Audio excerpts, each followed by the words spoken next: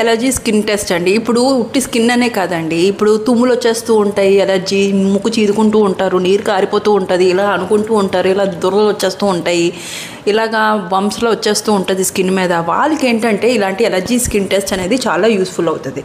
ఇదేంటంటే మొత్తం అంతా ఏమేం పడట్లేదు, ఫుడ్ అయినా ఆర్ కుక్క, పిల్లి, వాటి యొక్క డ్యాంగర్ ఉంటుంది చూసారా, సో అవి ఆర్ ఏమైనా పీజియన్ అయినా ఆర్ ఈవెన్ పాలన్, ఫ్లవర్స్, అలాంటివన్నీ చేతి మీద కామన్గా ఏమేమి ఉన్నాయో అవన్నీ పెడతామండి.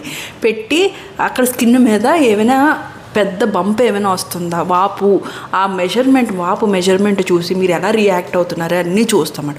కొంతమందికి కర్డ్ పడకపోవచ్చు, పాలు పడకపోవచ్చు, కొంతమందికి ఈవెన్ రైస్ కూడా పడకపోవచ్చు. ఇలాగ ఉన్న వాళ్ళు అవాయిడ్ చేసి వేరే వాటికి షిఫ్ట్ చేస్తామన్నమాట.